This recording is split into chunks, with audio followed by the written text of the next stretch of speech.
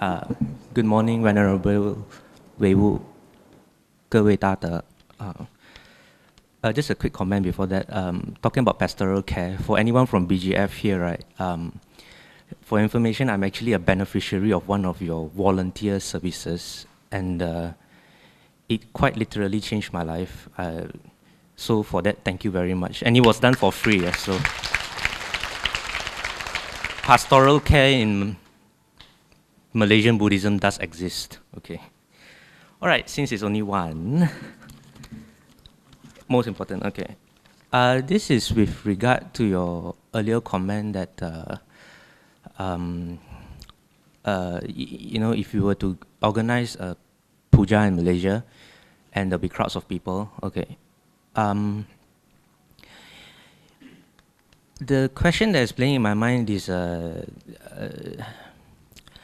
one way that I treat ritual is, it is meant to be a method of teaching the masses, but somehow,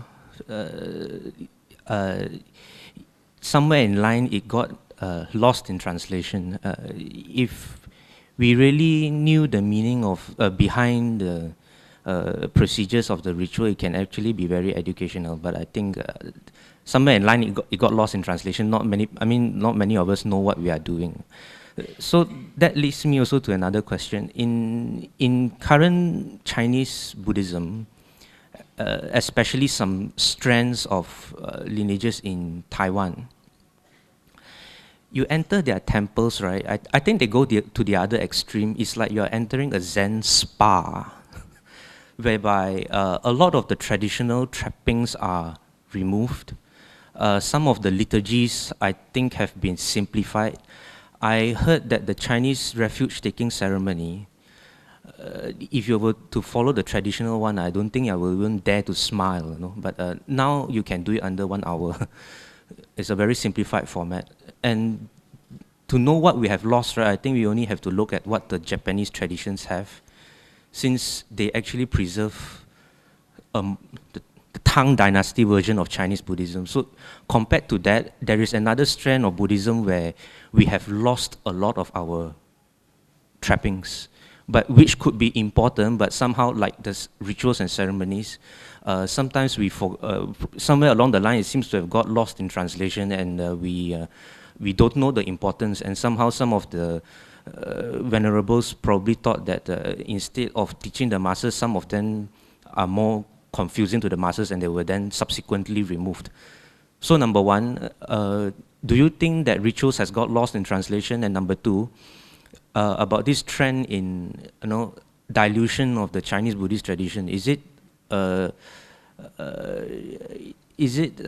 to be encouraged, or should we probably properly educate the masses instead of what all of these statues, bodhisattvas, wisdom kings, and things like that mean, rather than to do away with it altogether? Okay, thank you.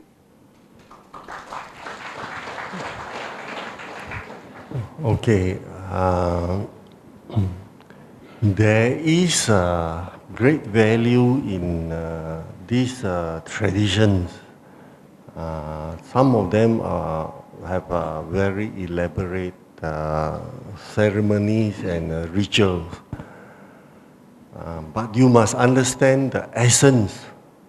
You must understand the essence of that ritual. That was the reason I mentioned earlier that in Tanxiang, when we have puja, we always make it a point to explain what is going on. Because if you follow the Chinese tradition, the pujas are in ancient Chinese. So even Chinese educated people don't understand. Because it's like Shakespearean English, so you cannot understand. So it's more important for us to explain the essence. I think if you do that, it is okay. Keep the essence, keep the content. Actually, I'm more concerned. What I'm more concerned is nowadays, there are too much packaging. There are too much packaging in all religions. And Buddhism has also too much packaging in all traditions. So you must understand that when you spend so much resources and effort on packaging, you are sacrificing the content. And that is doing a great disservice to the Buddha's teaching. So a little bit of packaging, okay lah. Not too much packaging. Nowadays we are talking about protecting the environment. So please, not too much packaging. Actually, this is very serious. If we don't treat this seriously, it will destroy our religion.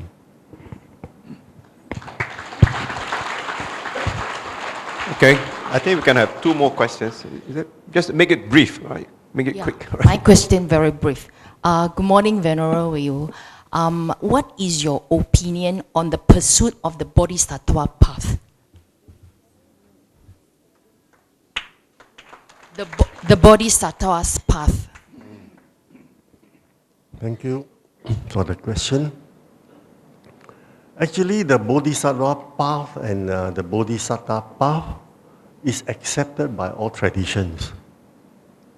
You may be surprised I say this. Because even in Theravada tradition, you have the Jataka. The Jataka is full of stories of the Bodhisatta path. Specifically, our own Buddha, when he was practicing the career of Bodhisatta or Bodhisattva. So, you find this in Theravada Buddhism also. In fact, if you go to Myanmar, in some of the caves, you see some of the writings of these great practitioners. Some of them say that they want to practice the Bodhisatta path to attain Sammasambuddha. So we can, let me try to put it in a very simple term.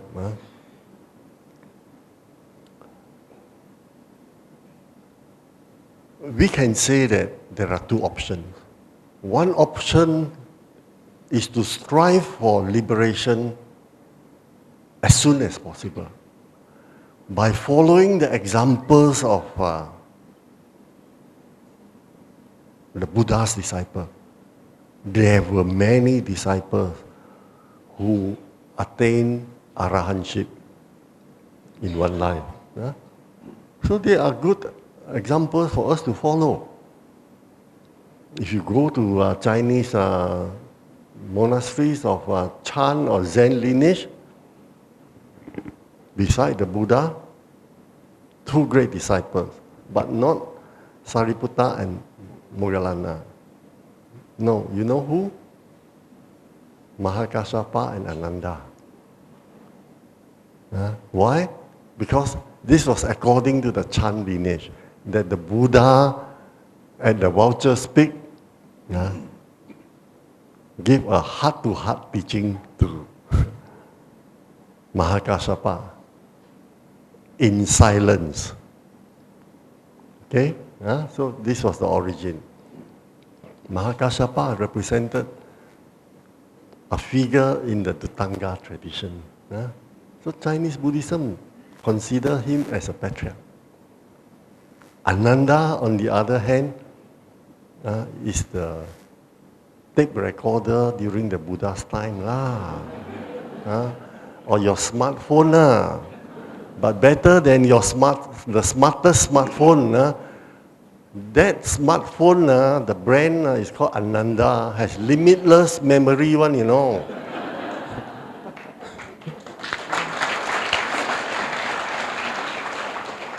So you can follow these are great disciples. But there are people who say, no, I want to follow the Buddha. The Buddha also in his previous life could have escaped from samsara immediately in that very life, but he chose to follow the Bodhisatta path. So you have two options. And then so both are very commendable, are very good options.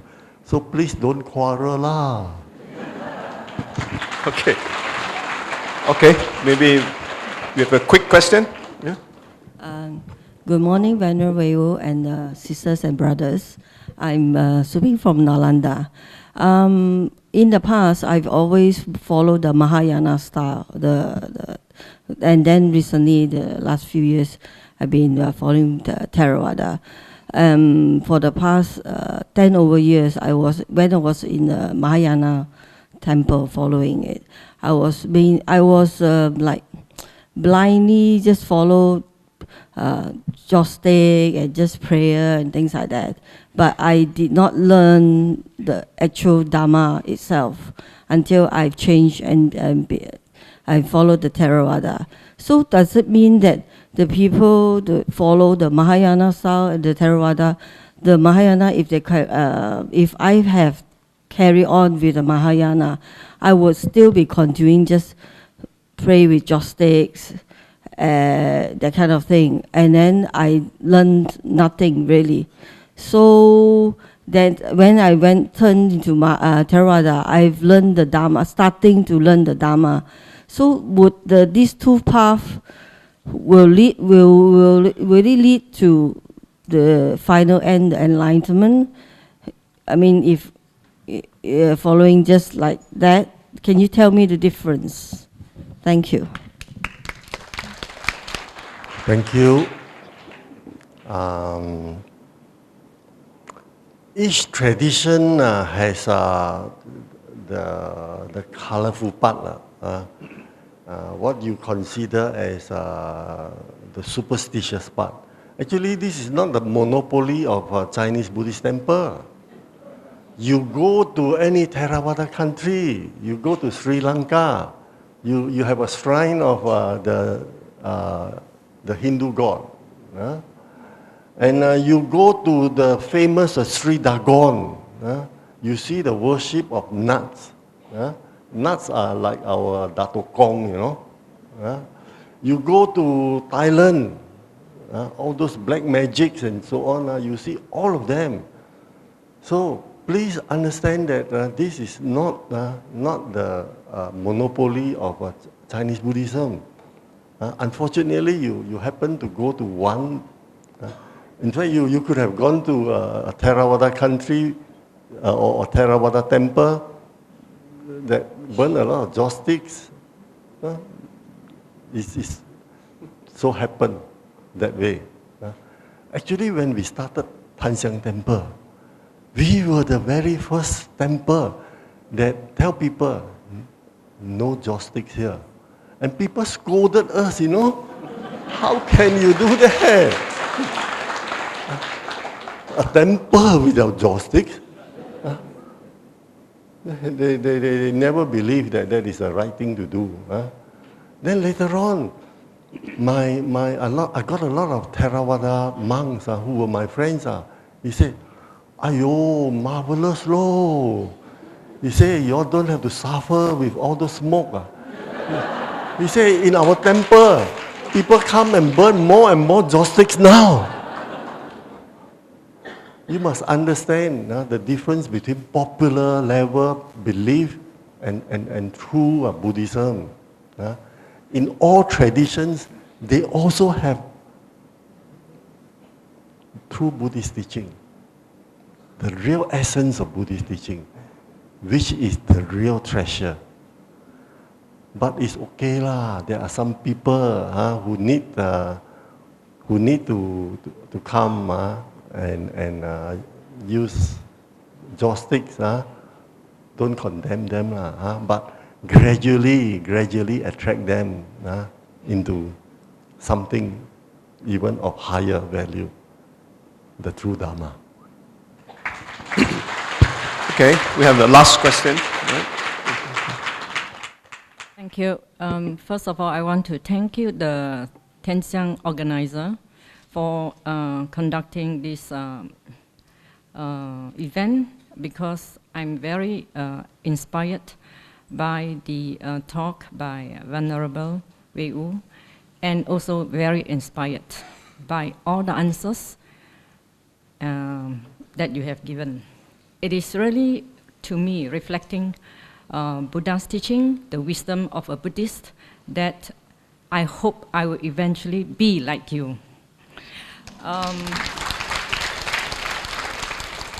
And also, if I have more sons, I would want them to be taking monastic vow, going into the monastic orders. Okay, my question is this. It's very good that we have talks like this, because I feel this talk actually is cementing and clarifying, first clarifying a lot of doubts among the Buddhists. Therefore, this doubts actually has caused division among the Buddhists. And that, I think that will be the killing factor if the Buddhism is actually declining. The Buddhists are actually causing the decline. That's number one. So I want to know, I wish to find out from Venerable, if there is anything that can be done by the very wise and learned Buddhists and masters. I mean, it's so rare that I didn't expect that Malaysia has very good monks. You have given that, I'm so impressed. And therefore, after this talk, it's very educational, but after this event, what is going to take place? Is there more things that in the Buddhist, I would use the word industry, that the teachers, the Dharma teachers, the Dharma guides like yourself and other Dharma guides, and the lay people can do? Because hearing from the talk, and I personally also feel, there are a lot of Buddhists doing good work, but we are very scattered because of the doubts we have created among ourselves. I'm Theravada, you are Vajrayana, you are Mahayana. So these divisions has actually perhaps not helping us. So you have said, Venerable has said that to even start a university or do certain things, we need more resources. But I think the resources are there, but nobody pulling these resources together. So after this talk, is there something very constructive that the Dharma guides, the Sangha members can lead the whole Buddhist arena, the people? Thank you.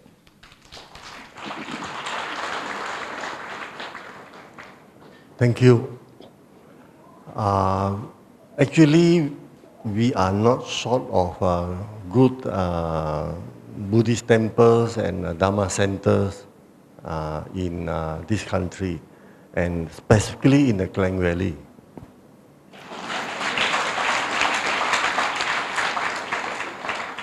So whichever center, whichever temple you have affinity and you find that whatever they are doing and promoting suits you, please join wholeheartedly.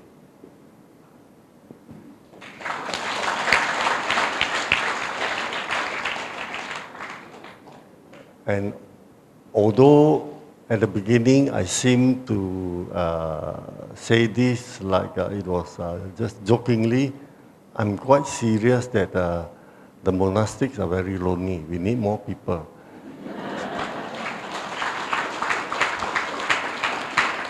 So I don't know how many sons you have. And if they are naughty ones, send them to me. But I know how to handle naughty boys. Thank you.